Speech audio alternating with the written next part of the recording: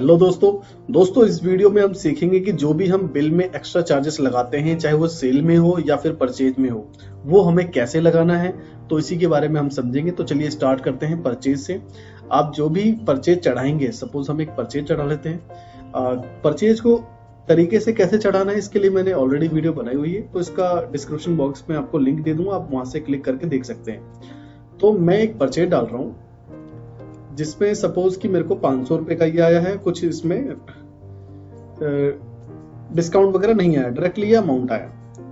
अब अगर जो मेरा फ्रेट चार्जेस है, जैसे कि फार्मा में फ्रेट चार्जेस लगते हैं, सिलेंडर चार्जेस लगते हैं, इन्वेंट्री चार्जेस लगते हैं, तो बहुत तरीके के ऐसे एक्स्ट्रा चार्जेस हैं। और भी जितने बिजनेसेस हैं सभी में कोई भी एक्स्ट्रा चार्जेस लग सकते हैं। तो दो तरीके हैं उस एक्स्ट्रा चार्जेस को लगाने के लिए। अगर उस एक्स्ट्रा चार्जेस पे कोई भी आपका टैक्स अप्लाई नहीं हो रहा, यानी कि 500 रुपए का आपका फ्रेट चार्ज और 500 रुपए आप अपने कस्टमर से ले रहे हैं, ठीक है, तो आप डायरेक्टली 500 रुपए डालिए। अगर 500 रुपए के ऊपर जीएसटी है तो उसको कैसे करेंगे ये भी हम समझेंगे। पहले हम डायरेक्टली देख लेते हैं। तो आपको जो है ना, बिल सेव करने के लिए आपको ना ही तो कंट्रोल W करना है यहाँ पे, और ना ही आपको एंड का बटन प्रेस करना है। अगर ये दोनों पोर्शन से अगर आप बिल सेव करते हैं तो वो जो इसका जो फ्रेट का पोर्शन है, यानी कि यहाँ पे ये होल्ड नहीं होगा, बिल डायरेक्टली सेव हो जाएगा। तो हमें जो बिल सेव करना है वो टैब के बटन से सेव करना है, और उसके बाद ये आपका जो है फ्रेट के इस पे होल्ड हो जाएगा। अब ये फ्रेट का ऑप्शन आप अगर अपने सिस्टम में करेंगे, अगर आपने कोई भी एक्स्ट्रा चार्जेस कभी नहीं लगाए किसी के ऊपर, तो ये फर्स्ट टाइम आपको दिखेगा नहीं यहाँ पे। तो आप क्या करेंगे कि डायरेक्टली जो है अमाउंट डालेंगे। अमाउंट डालने के बाद क्या है कि आपका डायरेक्टली ऐसे लेजर खुलेगा, और यहाँ पे आपको लेजर लेना है फ्रेट का। उसके बाद ये है एक डिस्काउंट, डायरेक्ट डिस्काउंट। एक तो होता है कि आपको अगर आइटम के साथ डिस्काउंट मिल रहा है तो आप आइटम के साथ डाल देते हैं, बिल के साथ डिस्काउंट मिल रहा है तो बिल डिस्काउंट आपका ये वाला है। और एक ऐसा है कि राउंड ऑफली आपको डिस्काउंट मिला है, केवल आपका बैलेंस मैच करने के लिए, मर्ज करने के लिए, कुछ इस तरीके से डायरेक्टली डिस्काउंट मिला है। क्योंकि अगर मैं यहाँ पे डिस्काउंट डालूंगा वो, तो ये क्या करेगा कि जो 500 रुपए है उसको डिस्काउंट करेगा, फिर उसके बाद जो भी इसका टैक्सेबल अमाउंट आएगा उसके ऊपर फिर आपका जीएसटी लगेगा।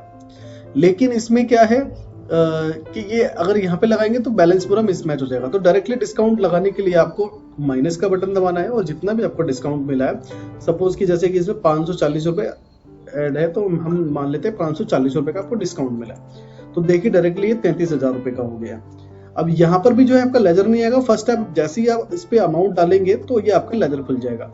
अब यहाँ पे आपको लेजर कैसे बनाना है, F2 करके आपको एक्सपेंस में लेजर बनाना है, इसका एक्सपेंस इनडायरेक्ट। जैसे कि मैंने डिस्काउंट डायरेक्टली बना रखा है, आप परचेज के लिए अलग बनाएं और सेल के लिए अलग बनाएं अपने हिसाब से। क्योंकि मंथ में जो है आपको रिपोर्ट भी देखनी है कि हमारे परचेज में डायरेक्टली डिस्काउंट कितना आ चुका है, और आप जो सेल करते हैं उसमें आपका डायरेक्टली डिस्काउंट कितना लग चुका है। तो इसलिए दोनों अलग अलग लेजर बनाएं आप, ताकि आपको रिपोर्ट मिल जाए।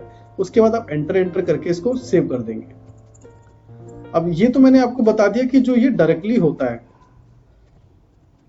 अब हम बात कर लेते हैं कि जो भी हम एक्स्ट्रा चार्जेस वगैरह लगा रहे हैं उसमें सभी में जीएसटी लगा हुआ है आपका। तो देखिए, तो जीएसटी के लिए आपको क्या करना पड़ेगा, आप जैसे ही एंटर करेंगे तो आपको एक आइटम बनाना पड़ेगा। मैंने पहले से ही बना के रखा हुआ है, और मैं अभी आपके सामने एक और बना लेता हूं ताकि प्रैक्टिकली आपको ही पता लग जाए। सपोज कि यहाँ पे मैंने इन्वेंट्री चार्जेस या फिर मैं लेबर चार्जेस लगा देता हूँ। तो आपको अपने आइटम के अंदर ही लिखना है जो भी आपके चार्जेस हैं। उसके बाद आपको क्या करना है, जो भी उस पे टैक्स है, अगर उस पे HSN है तो उसका HSN भी आप यहाँ पे जरूर डालें।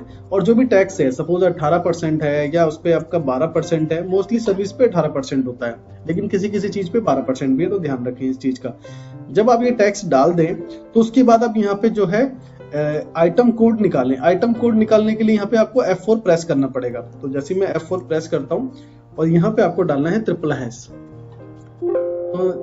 से मैंने एक बना रखा है पहले से ही। अगर आपका ## यूज हो जाए, और अगर और भी आपके ऐसे चार्जेस हैं जिन पे जीएसटी लगता है, तो उसके पीछे आप उसका नंबर चालू कर दें। जैसे कि पहले मैं बना चुका हूँ, तो आप यहाँ पे ## मैंने 1 कर दिया।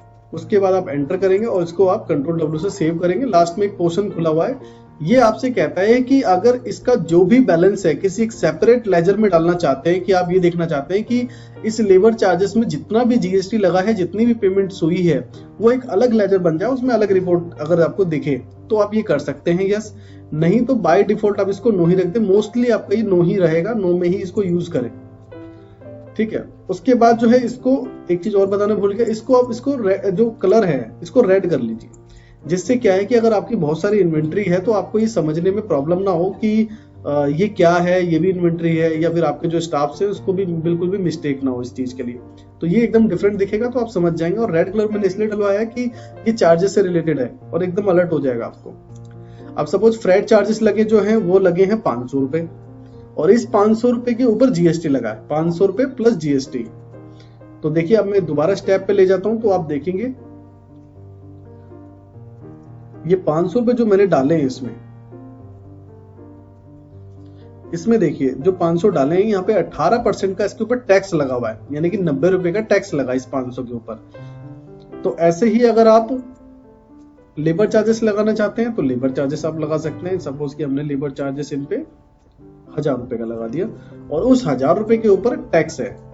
तो देखेंगे आप फिर से 18 नीचे जो 18% दिख रहा है आपको, यहाँ पे टैक्स लग चुका है। तो आपको जो है विदाउट टैक्स फ्रेट चार्जेस वगैरह कैसे डालने हैं और विद टैक्स कैसे डालने हैं, ये दोनों आपको जहां तक अब तक की ये क्लियर हो चुका होगा, चाहे वो आपका परचेज का केस हो चाहे वो सेल का केस हो। हम एक बार सेल के केस में भी डालेंगे, इसको हम 0 कर देते हैं क्योंकि हम ये ऊपर डाल चुके हैं, और इस बिल को हम सेव कर देते हैं। अब हम आ जाते हैं सेल वाले केस में। जैसे ही आप सेल करेंगे, अब जो भी किसी भी कस्टमर को आप सेल करते हैं,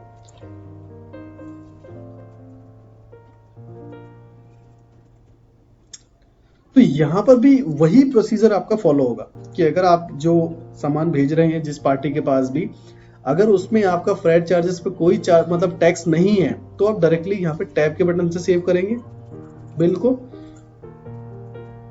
और यहाँ पे वो डालेंगे। सपोज कि हमने इनसे 300 रुपए फ्रेट चार्ज लिए हैं जिसमें कोई टैक्स वगैरह नहीं है, डायरेक्टली लिए, तो एंटर किया आपने और यहाँ पे आपने फ्रेट पे चूज कर लिया लेजर। आप अपने हिसाब से कोई भी लेजर बना सकते हैं। अब सपोज कि इसमें 3075 रुपए का आपका ये अमाउंट है, आप चाहते हैं कि राउंड ऑफली 3000 का बिल बने, यानी कि डायरेक्ट डिस्काउंट आप इसमें डाल सके, तो -75 और यहाँ पे आप डिस्काउंट का लेजर ले सकते हैं, और दोनों लेजर आप अलग अलग बनाए ताकि आपको रिपोर्ट भी मिल जाए। उसके बाद मैंने एंटर करके इसको सेव कर दिया और ये आपका इनवॉइस फिर यहाँ से जनरेट हो जाता है और इसको प्रिंट आउट वगैरह आप कर सकते हैं।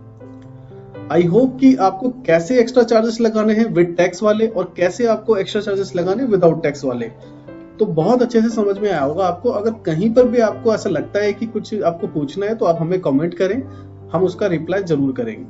चैनल को सब्सक्राइब करें और लाइक करें अगर आपको अच्छी लगी है। Thanks for watching.